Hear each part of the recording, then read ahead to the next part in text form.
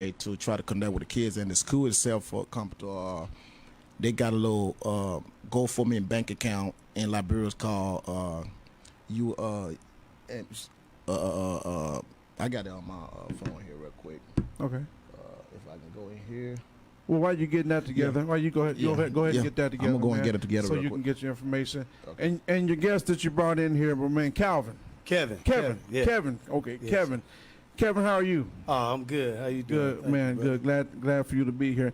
Now, what's kind of your position in what Leo's doing and everything? Well, like he said, I'm a deacon at Forest Avenue. Okay. I also minister. I got a street ministry.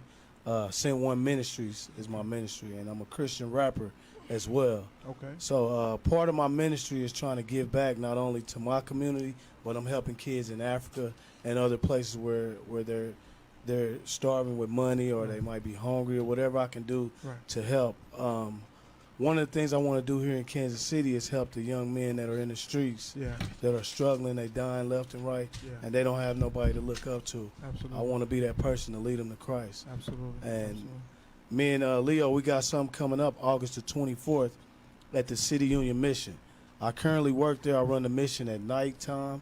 Okay. So one of the things we got is a big show from 1 to 3. We're going to give away a bunch of backpacks, clothes, pencils, everything kids need. Yeah. August 24th at 1 o'clock to 3 o'clock. Okay. And it'll be at 1108 East 10th Street. Okay. So Okay. That's dope, man. I think the conversation that we're talking about really just was really giving back, and how do we move forward, you Yes. know? And right now we're in a situation where everybody's kind of everywhere, where everybody's everywhere and up in arms and things like that. So that's really why I reached out to kind of everybody here, and we have someone called here in a little bit that's a counselor, a psychologist, and things like that, wow. you know, and deals with grief and just going through certain things in your life and depression. Yeah. But I also reached out to a young lady that's sitting here to my left. How are you today? Good, thank you for the young lady part. Awesome. I'm going to let you introduce yourself and who you are. Okay, well, my name is Velia. First of all, thank you for the invitation. Yes, my name ma'am. is Velia Chavez, and I'm very involved in the community. I work for a local Spanish language TV station, and so on a daily basis, I get to work one-on-one with the community and hear about some of the concerns that occur in our community. Yeah. And it's a pleasure for me to be here. Sorry, I'm a little late, but No, you're good. You're actually perfect. Right on time. Yeah, thank you for responding back. I really appreciate that, because, oftentimes we hear it coming from our community, from us, and to reach out to the Spanish community and things like that to find out, what it is that, maybe you guys are, how are you feeling as we go through, whatever we've gone through. how I'm feeling, I feel a lot of things, a lot of emotions. Right. It's crazy, especially with what happened this weekend. Right. I'm originally from El Paso. I was born in El Paso, and I was raised from Kansas City, but I have my grandmother, my aunts, my uncles, my cousins, all of my family in El Paso. So when I found out about this on the news, I was almost like in shock and almost in denial that this was actually happening in my hometown. Absolutely. You always hear about it happening in other cities, and there's really no connection there. So you feel sad, Yeah. but it's not the same kind of. Are you comfortable?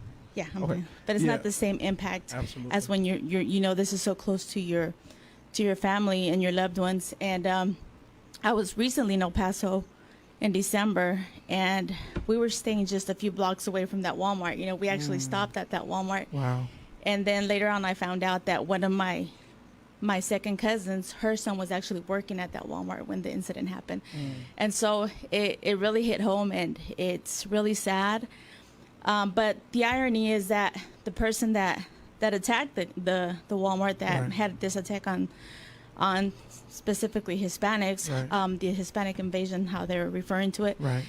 The irony is that when I go back to El Paso now, back in the day when I was living there when I was a kid, it was like mostly Hispanics there. And now when I go, it's actually more diverse than it's ever been. So it's actually like, how is this happening? We've come a long ways. Absolutely. We've evolved, and it's actually a more diverse city, but it's being attacked just because it's on the border. And up until this point, El Paso has been considered one of America's safest cities to live in. Yeah. And so, You know, it's funny you said that because that is true. You know, oftentimes when we sit there and we say, talked about the different communities and things like that, it's like, you know, obviously in the inner city, the crime is a little different than in the suburbs, things like that. So people say, you know, this shouldn't have happened here, you know, and the suburbs say, well, this never happens here, but crime happens everywhere. And it's a true testament to nowadays that we, the climate that we're in, you know, and it's been said a lot of times that, you know, and they say, well, Trump is stirring up a lot of this stuff and everything. And to be honest, it just, I mean, there's really no way of getting around it. And I always say that, you know, you put the blame on, you know, whoever the blame is put on. Don't shift the blame. And you know, if it's a mental disorder, you know, claim it as that. If it's somebody that's just an evil person that's out to kill people with a premeditated motive, then call it what it is. You know, it's not mental illness. It means he's a terrorist. he's a murderer. You know, call it what it is.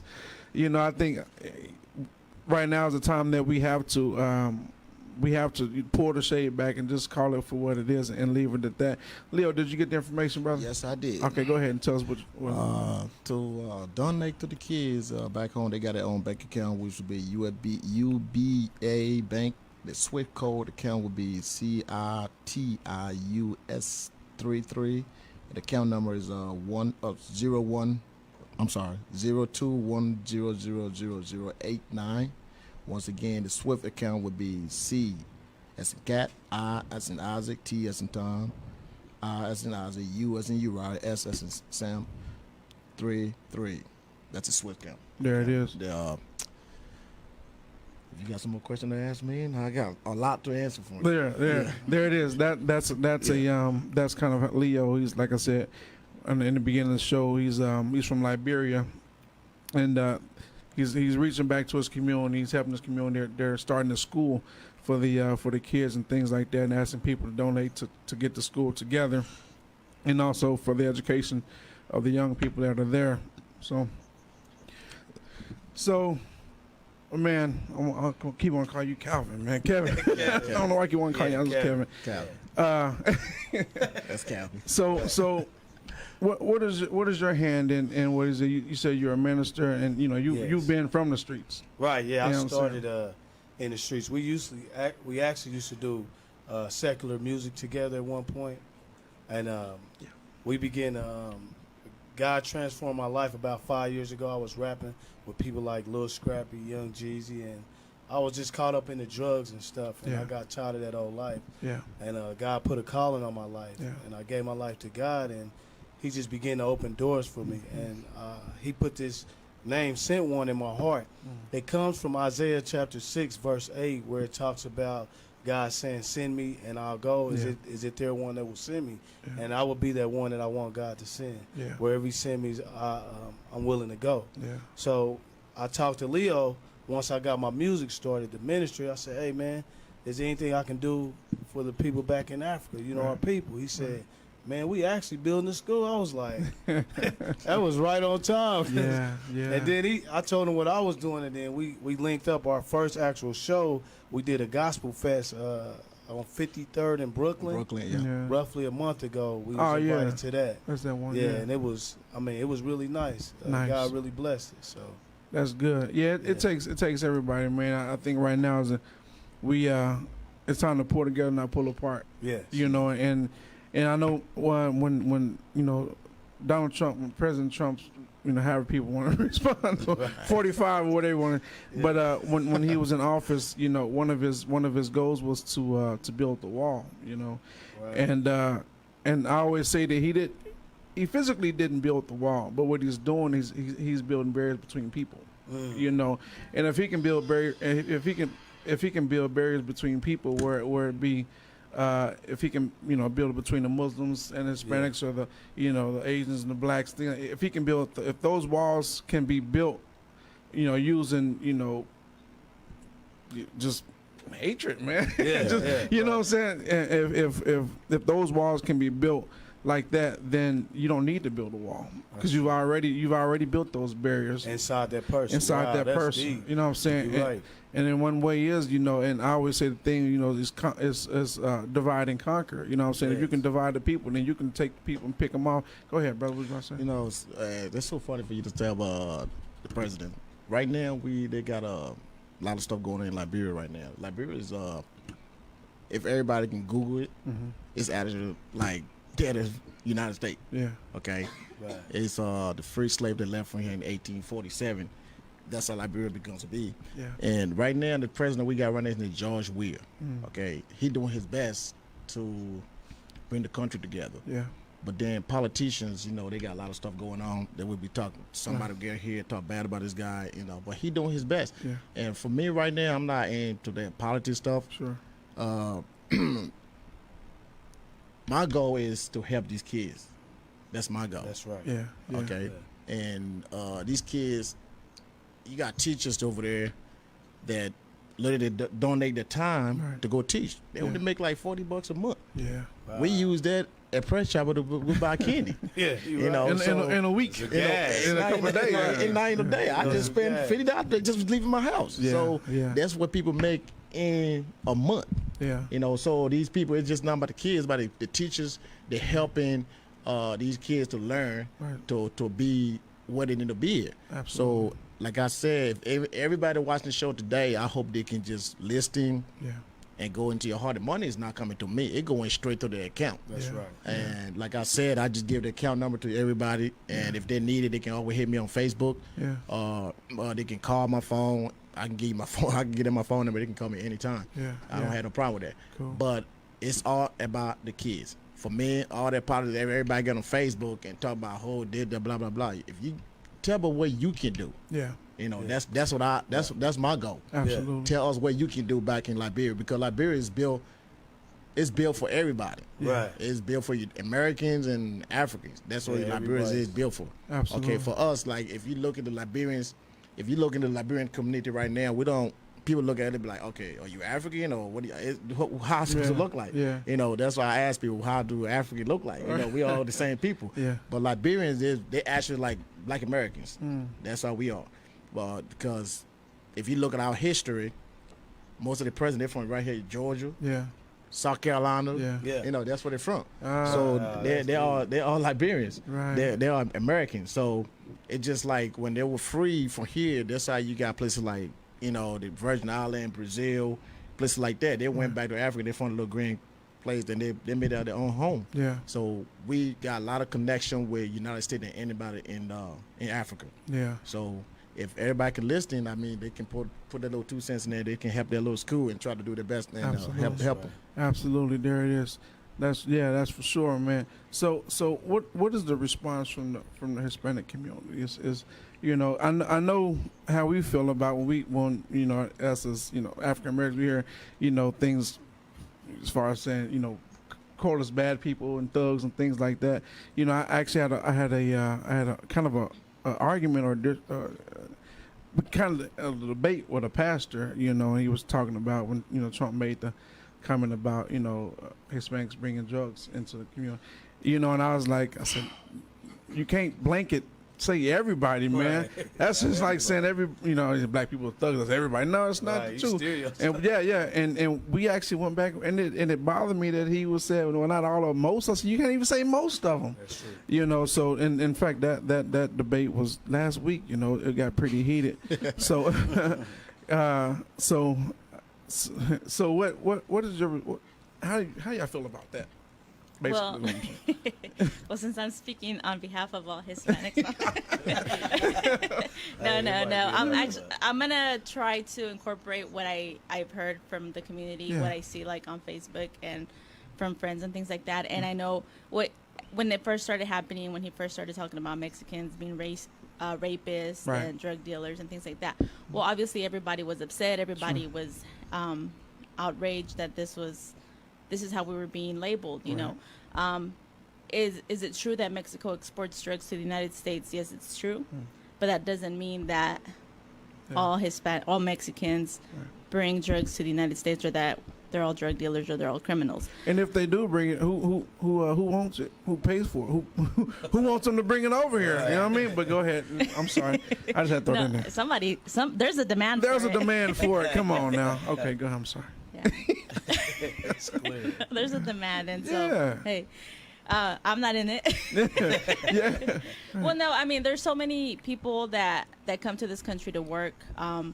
You know, there's a lot of people that work in construction. That we have doctors, we have lawyers, we have people in the community that you may see them at a hotel cleaning rooms, but back in Mexico they had a degree in law. They had a degree in medicine. My husband, for example, he's a engineer in computer science in Mexico, but when he came to the United States, he couldn't practice his degree, so he works in construction. And so there's all these stereotypes that, you know, Mexicans that come, they're ignorant and they don't know how to do anything better than to just work in these you know, low paying or not so glamorous jobs. And the truth of the matter is they're educated, the majority of them are, but you come and do what you have to do, you know, because when your degree isn't worth anything here, you know, for you to, you can't come and say, I'm a doctor, I want to be a doctor in the United States. You have to go through the degree again. You have to go back to college and take the American courses for it to be valid. So how do you all of a sudden throw away all your studies and then come and pay all this money again? So then you just do what you have to do because you're here to survive, to provide for your family, to send money back home. So you don't have time to go back to school. And plus learn the language. Right. Plus learn a whole new culture. While you're trying to provide for your family, you're having to learn a whole new culture, a whole new language, a whole new way of life. But then you know, you may have kids or you may have a spouse. Right. You know, you get hungry. Right. You know, you sort of live. Go ahead. And a lot of times I hear people say, well, if you're going to come to the United States, you need to learn English. Till this day, I haven't met a Mexican who came to America without the intent of learning English. Gotcha. It's I'm glad you said that because just, I've heard that a lot. Yeah, You it's hear not a lot, that easy. You know, it's easy to say learn the language, but it's not easy to learn. You know, how long does it take us when we're born here and we go to school here? It takes us years to learn the language, you know, because we have to go through school, English vocabulary, learning grammar and everything. Absolutely. So how do you expect somebody who's already just here to work to just all of a sudden speak a language overnight? My mother's been here all my life, you know. I'm not going to say how old I am, but for her it's been challenging because she came as an adult. She didn't go to school here, so she can't have the same level of English as somebody who was raised here. And she was already fluent in up into her ages with Spanish, and then to come in and try to reverse all that. Because I've been trying to learn Spanish, and I read a couple books. I'm like, yeah, I'm done for now. It's hard. You said it's hard. Yeah. Right. And so going back to the comments of, you know, a lot of people were upset, but we know the truth. We know the reality. We know what we stand for. And so those are comments that come from somebody who, in my personal opinion, is kind of already on the other side, you know, that they don't make the best choices. He's ignorant. And I'm kind of the type of person that I take the comments who they come from. Yeah. And if it comes from someone who is really irrelevant to me, other than the fact that he's in an office that exists, to most of us, it doesn't really matter. What has affected us the most is the fear that it's created with all the immigration, with all the ICE, with all the rumors of there's going to be how do you call it? The mass deportation. The mass deportations. Right. And it's affected the Hispanic businesses because, for example, in Wyandotte County in Kansas City, Kansas, where we have that little area on Central Avenue, that corridor where it's mostly Hispanic businesses, when typically on Sundays it's the place to go. You see all these cars, all these families cruising back and forth, doing business in this area, you know, helping the economy in our communities. Then now they're scared to come out on Sundays. And so now it's like a little ghost town again. Wow. And so it has a huge impact in our communities financially. You know, when there's no business, well, then the businesses have to lay off employees. Absolutely.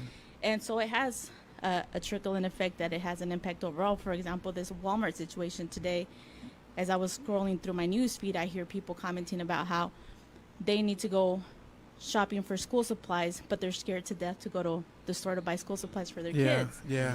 And so it's really sad. It's really sad. And you know, even I am like, okay, well, I'm not going to go to the Walmart where all the Hispanics go. I'm going to go to the one on the other side of town. On the other side of town. Where I'm not like... Might be the worst one to go to. No, I mean, it sounds silly, but at the same time, these little thoughts start popping into your brain. Where can I go? Where can I not go? Where am I safe? Where can I go with my cousin, who maybe my cousin is not here legally? Can we go to this place without him being the target? And so it's even one of the comments that I read about in El Paso, that there may be more victims, that haven't been accounted for, but due to their immigration status, they're afraid to go get treatment Yeah. because they don't know if they're going to get deported. So Wow. all these kinds of things, you hear that. Yeah. That's tough. Yeah. Yeah, that is tough, and that's something why, like I said, I really reached out to you because, like I said, we know how we talk in our circles, but we don't hear a lot of time how Hispanics talks and how you guys talk in your circles and things like that, and I think there's a time where you can either have a sense of pride and know what you stand for and know who you are, or you can fall apart and just internally think that I might be a bad person. And I think what it sounds like to you is just like your community is kind of sticking together since it's become a sense of pride because you know who you are and you know from which the source comes from. It's interesting because it can bring us together, but it can also separate us Yeah. even more. For example, just like I don't like for us to be categorized and all be lumped into one category. There was a lot of comments, like all terrorists are white, therefore all white people are terrorists, and all white people are racist, and that's not the case. And so I actually put a comment on one of my social media saying, let's not get carried away. Not all white people are racist. They're not all terrorists. There's a little bit of everything in every culture. Yeah. Violence comes in all colors. That's Good people right. come in all colors. Yeah. And so I even got backlash for that. Like, why are you defending them Yeah. instead of defending your own people? And Yeah. I'm like, no, that's not what I'm trying to do. Yeah. You get defending the good people. Right. Yeah. I'm defending, good people, not any particular group. And so, I just feel like we have to treat each other the way we want to be treated. Absolutely. And that's what I tell my kids. I say, treat people how you want them to be treated. If somebody treats you well, then you treat them well. Somebody treats you bad, hey, don't roll over. Right. And give them the same thing to give back. And that's in a sense of pride and things like that. That makes you stand up for yourself. Anything you guys want to comment on that? Man, I love Mexicans. Yeah. They're all my people. So they're hard workers just like we are. Yeah. Right on. And I like to be around them. We play soccer together. Yeah. My older daughter is mixed. She's Mexican. We're going to take a So- quick break real quick. We're going to take a break. Mr. Walker, okay, sorry to cut you off, bro.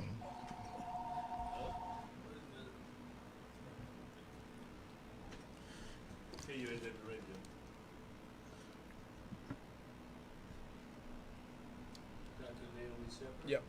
Okay. Now, put you on hold. We'll be right back. We're going to take a break and bring you in right after that, 90 seconds.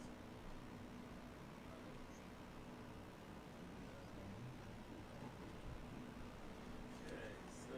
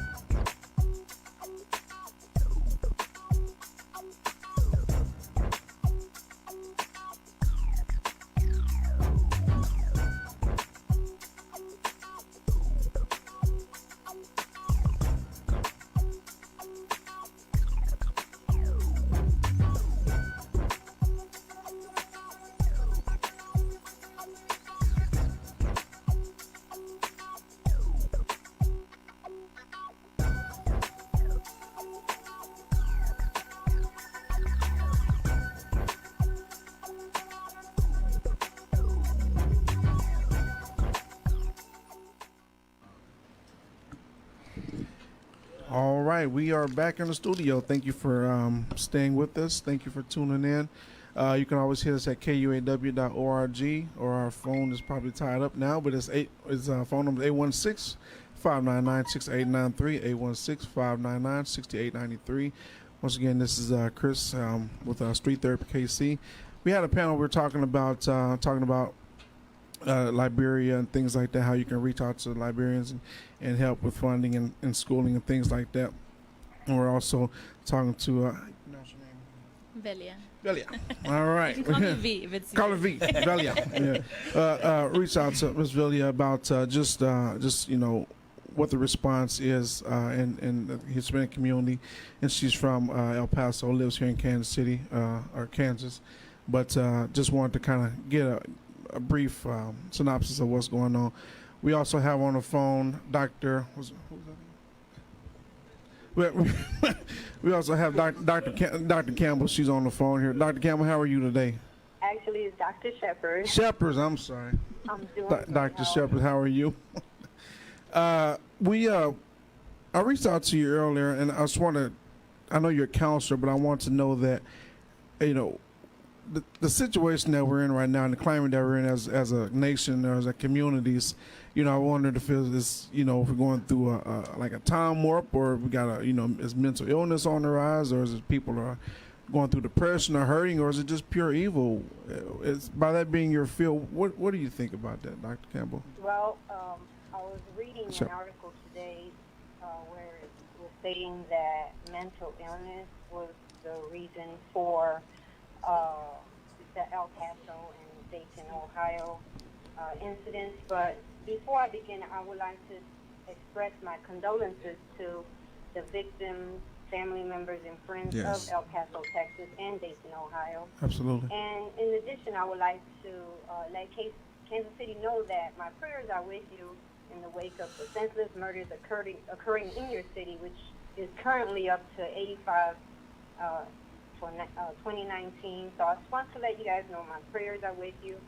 And, well, when I look at Thank you. mental illness and research studies that have been conducted, for example, the National Institute of Mental Health Uh-huh. sponsored a study of 10,000 people where they measured how many of these people were hitters, did they punch, did they shove, did they have violent attacks. And out of the 10,000 people, it was somewhere between 3 to 5.3%, with the exception of the ones that had suffered from schizophrenia or extremely bipolar. Uh-huh. So that tells me that we're not looking at mental illness when we're looking at the mass murders. We're looking more into problem with gun safety laws, and we need stronger gun safety laws. And that's where that's an area of opportunity. It is. Yeah, it is. It's funny you said that, because they were talking about gun safety laws, and it's, we can go back before, Sandy Hook, when the guy went and killed the little kids in the school. We can go back farther to with Columbine. They were talking about gun safety laws and things like that. It just seems like every time there's a mass shooting, that gets brought up, but it, for whatever reason, it drops between the people and the government, or I don't, and the NRA or whatever case. For whatever reason, that ball gets dropped until something else happens, and then it comes back around again. Then we talk about it, then it dies off again. What are your thoughts on that, Doctor? I feel that mental illness is being blamed for the negligence of the gun laws that are in place right now. Yeah, I agree. And for people who don't know you, can you give a little bit of background for yourself and introduce who you are and things like that? Okay. Once again, my name is Dr. Naomi Shepard. I'm a licensed clinical pastoral counselor. Mm-hmm. I also hold a doctorate of ministry in Christian counseling.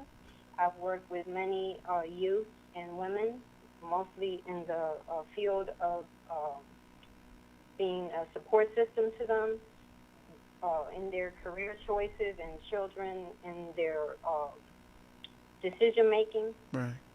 And so I have a lot of experience with that. I've worked in the Kansas City School District and as a substitute teacher, Mm-hmm. and helped a lot of students to, you know, boost up their morale. Yeah, yeah, nice. And I know that we were talking about in general earlier just about different things, and I think drugs came up. Right now we see like the opioid is supposed to be like just on the rise. We see a lot of people that are getting hooked on opioid, whether it be through pain killers and just taking opioids and dying off of them. Is I know there's no one set thing that's the cause. People say, I think Trump said it was the video games. Stop playing the video games. And then we talked about drugs. So I know there's no one set situation, but how can we narrow down to where we can that you notice and that you see in your field that we can just kind of alleviate a lot of this pressure? Well, I could say that mental illness is treatable, and these are some of the ways. One of the main ways is what you eat. For example, we should be eating fruit, vegetables, water, baked or grilled chicken and turkey, and avoid processed foods. We should be exercising daily, or at least 3 to 5 days a week. If you see where you're running into a problem that you feel like you can't solve, because we have this stigma that we shouldn't go to counselors and talk with them, but I mean, it's the best thing for them because you can catch a problem at the onset as opposed to waiting until it gets to be too much and you can't handle it. Yeah. And the other thing is medication, but the medication, being make sure that if somebody's giving you medication that you're taking it properly, and just understand that with medication there are a lot of side effects. So those are the things that is important to pay attention to that will help to alleviate mental illness. Yeah, yeah. Some of the things that can if you do maybe have a touch of mental illness. Now, question: you talked about the health and diet and things like that.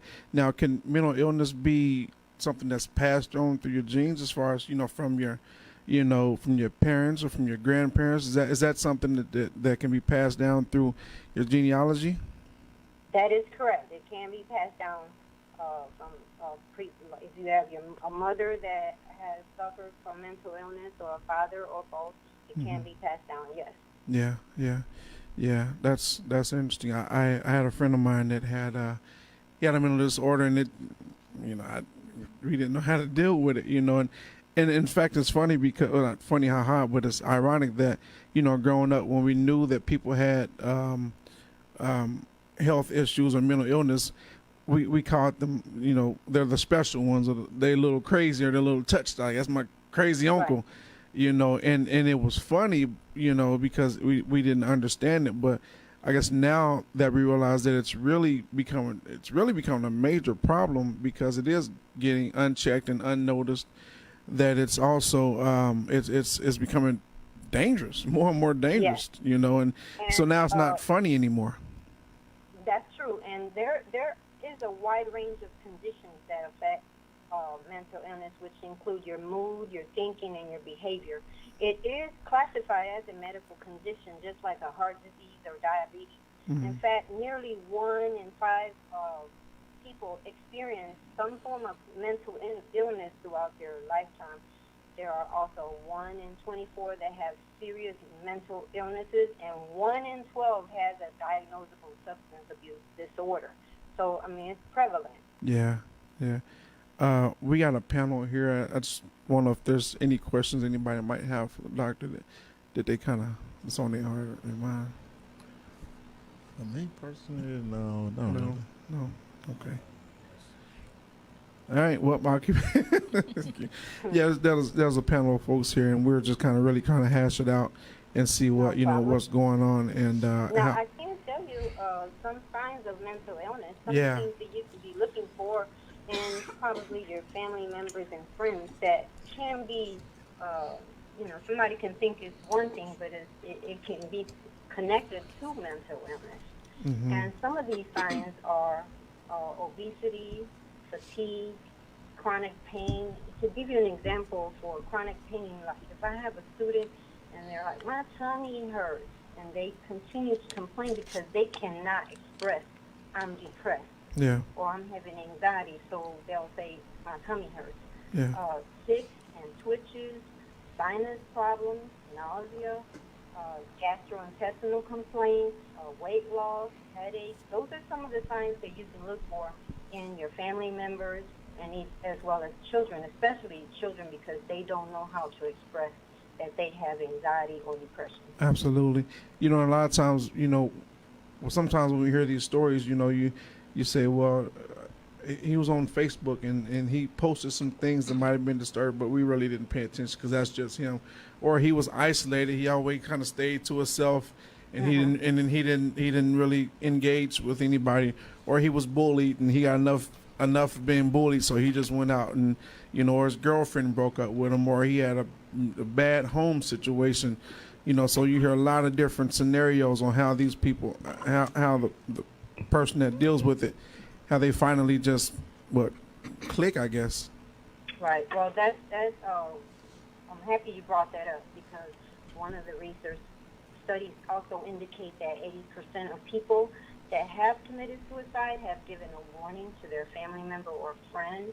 Right. And to me, every threat should be taken seriously. Right. Also, there's for the National Suicide Prevention Hotline, their phone number is 1-800-273-8255. If you feel that you are not, if you're feeling hopeless, Yeah. and you feel like you don't have any other choice, just make that phone call and talk with someone. I also would like to give you some of the signs of people that are suicidal, which include excessive sadness, hopelessness, sleep problems, sudden calmness after a period of depression. So that means that they have resolved what their decision is, and they are ready to make that next move of suicide. Yeah. If they're withdrawing, or they change in personality or their appearance, if they self-harm, or they have recently threatened to commit suicide, those are some of the signs that should be taken seriously. In addition, the most people that commit suicide are teens, young adults, and elderly. Women may attempt to commit suicide, but more men will follow through. Hey, Dr. Shepard, I was wanting to know, as we're talking about the violence and stuff, does most mental illness, though, are they violent, or what's the percentage of mental ill people that are actually violent people, or you know, or is it maybe a misnomer to think that it always ends in violence? Well, I don't have that percentage, but the research study I had mentioned earlier, sponsored by the National Institute of Mental Health, they surveyed 10,000 people, and out of those 10,000, only 3 to 5.3% were hitters. You know, they punch, they shove, or they have exhibit violent attacks. So it's a very low amount. Just say, for example, a lot of the people that are being targeted, mental ill people, are being targeted. They can be targeted by the police, because they don't know how to handle the mental illness, or I kind of feel like there should be more training with police on how to handle mental illness, so when they approach someone that is suffering from a mental illness, that their ultimate decision won't be to,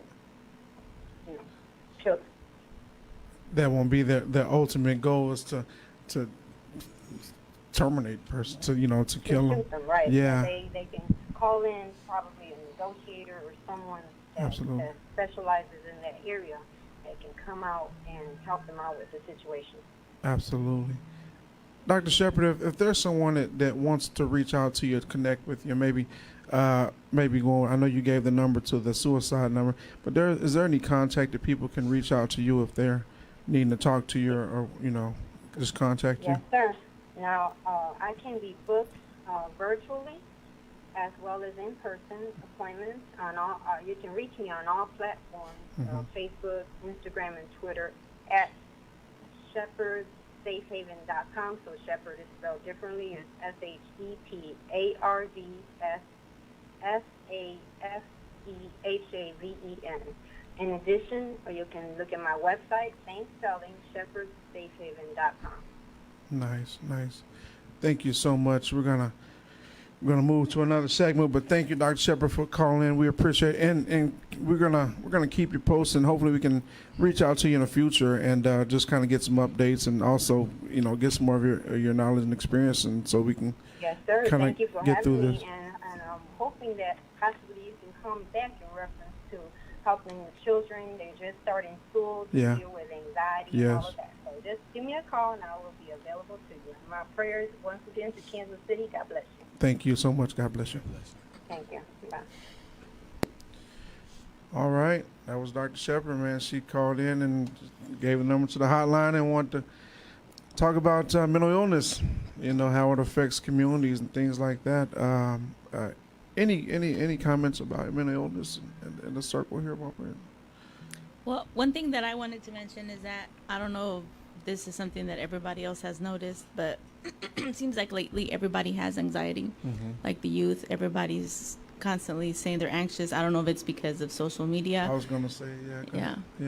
It's funny you said that. I don't mean to cut you off, but I was recently with a young person the other day. And we were looking at their phone, just kind of messing around with the phones. And it was like, I didn't get 52 likes. I didn't get enough likes. I gotta post something else. I gotta post another picture. And I'm like, wow, is it really? I mean, really freaking out. Yeah. Right. Freaking out because they didn't get likes or a certain amount of people. And I just thought, wow. And it took like 50 pictures to get that one picture that people accepted it and they didn't really like it. So yeah, you said one thing, for social media or Something.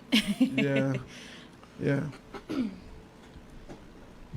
Well, I think all the violence that's going on could be a thing with giving people anxiety too. You Yeah. turn on the news, it's one event after another. It's like this last weekend, shootings here in Kansas City, the Yes, mass sir. shootings on the news. Absolutely. Everyone should have a little anxiety kind Right. of building up there. As you mentioned of knowing if you want to go outside, do you want to go shopping? When you go in Walmart, will you be looking over your shoulder now a little bit? Those type of things, just from not just social media, but just all the news that we get about bad things Absolutely. happening. Say when you go to I guess we can stick with Walmart. Say when you go to a Walmart and there's a kid back there playing with, a toy, and the toy hits the ground like pow. Do you automatically jump? Because, you know what I'm saying? Because you hear it, you think, is it that much on the edge, and it might be. To the point where when you hear things, you do jump, and in fact that's I think that's like a light form of PTSD. That's a post-traumatic syndrome. That's yeah, right here in the United States. I mean, it's not as far as where it goes to the military you've gone at, but I mean, it's guns, it's violence. That's a form of It's PTSD. kind of a little funny for me to listen to violent stuff in the United States because when you're overseas, and for me coming here when I was young, we seen violent. I seen violent when I was age of 9, 10, 11. It was civil war, like everybody know it happened in Liberia. 15 year worth of civil war. Who stopped the war was George Bush. And for me, everybody asks me, I don't like guns. I don't own a gun. I don't like gun. My gun is a Bible. That's my gun. I can fight you in the old country way. We can put these do stuff, and we can go there. But guns, I don't do guns because I see what guns can do. And that's some of the reason why I'm so passionate for these kids. Because Liberia is a little country, same size as Iowa. Iowa just a little bit bigger than Liberia. And Monrovia is a little small, a little funny. You got over millions of people in Monrovia. And people down there, it's so many people then they don't have enough jobs, and some of these people cannot afford to keep their kids in. Can you imagine? Okay, for example, each child, the ticket of each child in that school is $120. That $120 give them backpack, shoes, clothes, the whole year lunch. Here, when I went to Metro Tech, because I see my You get free lunch. I get free lunch. You think it's free, but it's not free. So when you look at it, it cost just me alone in school at Metro over $1,000 just for them to feed me. Yeah. And in Liberia, it's called these kids $120 for the whole year. You spend $120 on I can spend $120 on a quick trip, just buying donuts. What you call this place? KC's to buy KC donuts. Yeah. You can do that. So that's why I'm so glad that I'm here to talk to you guys about these kids. It's just a blessing for me to and people think Africa just a place that you go down and you just see zebras. And nah, it's not like that, people. Yeah. For me and myself, when I grew up here in Kansas City. All I know is Kansas City and Memphis. Yeah. Okay, that's where I grew up at. And coming here, when I first got here in Kansas City in '93, they took me, from Africa, and I'm right in the school. People try to come to you, you're African. Then when they get to know me, they kind of had a second thought about it. Yeah. It's the same thing that happened to me. I have not been to Africa since I was like 12 years old. Yeah. So I had to go back in 2017. Yeah. When I came back, I used to go to the store and buy $200 shoes. Yeah. But when I came back, my shoes aren't even paying $40 no more. Because I got a whole different way of thinking now. Yeah. It changed the way that I look at life.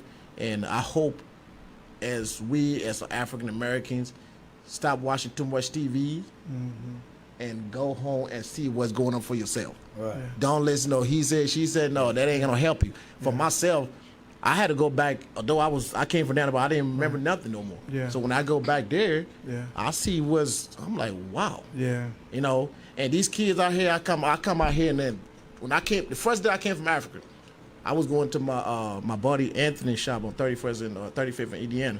So I'm coming down the street, this kid walking with pants way down here. Right. So I'm looking like, God, please buy this kid a plane ticket and just let him go back home and see how he look like. When he come back, he'd be different. He'd be a different person. Yeah. Because the type of opportunity we have here, you don't take advantage of that. Right. That's why I'm so passionate now to help these kids. Absolutely. It costs $120, people. $120 for each kid for the whole year to take care of them. So I would be so glad if people can if it's $20, this money don't come to me. I don't even see the money. Yeah. So don't think the money come to me. I don't even see the money. It goes straight in this. This bank is connected with a bank in New York. Yeah. Everything in Liberia is connected with United States because United States own Liberia. Yeah. Before you become president in Liberia, United States gotta approve it. Yeah. So that's how it goes. Yeah. Your own Oprah Winfrey. They got Her background's from Liberia. United States got It's owned by United States, so they speak English just like you guys over here, but they speak British English. The United States got an independence on July 4th. Yeah. They just had their independence on the 26th, July 26th. So they got an independence for the same person, which is Great Britain. Yeah. And people don't know that if you ask anybody around the way, United States got an independence, they don't even know. People just don't know. United States got an independence for Great Britain. Yeah. And we got our independence from Great Britain. Yeah. So they fought for United States in World War I, World War II. They're the only country in Africa would stand up for the United States every time. Because they're all Americans. So, and they're down there, they need help. So that's why I need to step out here and try to talk to people out here, especially my Metro Tech people. No. Let me get her in real quick. I just wanted to contribute to that because it's interesting how you mentioned how the United States got its independence from Great Britain and Liberia and how everybody speaks English in Liberia. Yeah. Sorry if I didn't pronounce that right.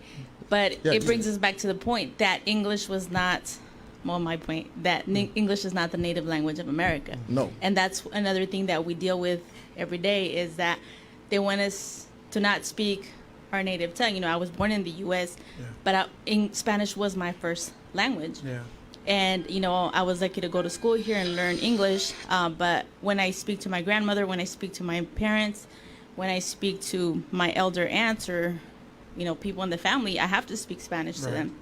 And so that's one of the other things that we're facing challenges with is that it's frowned upon for us to speak language, English, Spanish in public. Yeah.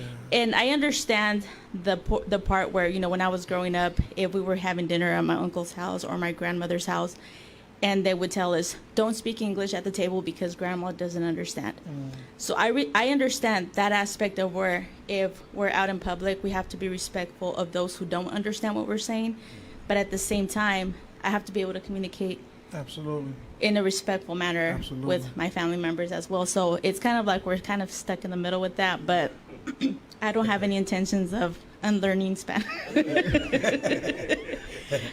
but it's interesting how. You know, like she One was second. just, How can people reach out to you if they want to reach out to you as far as connect with them? Well, I have a Facebook page that they can reach out to me, which is Belia Live, BELIALIVE. That's like the one that I have for public, for everybody who wants to contact me. And I also have another one called Belia KC. So you can contact me on those as well. Okay. We're running short on time, so I want to kind of get that out there. How can people reach you, Kev? You can reach me under Kevin Morgan under Facebook, or you can go to Sent1, SENT1.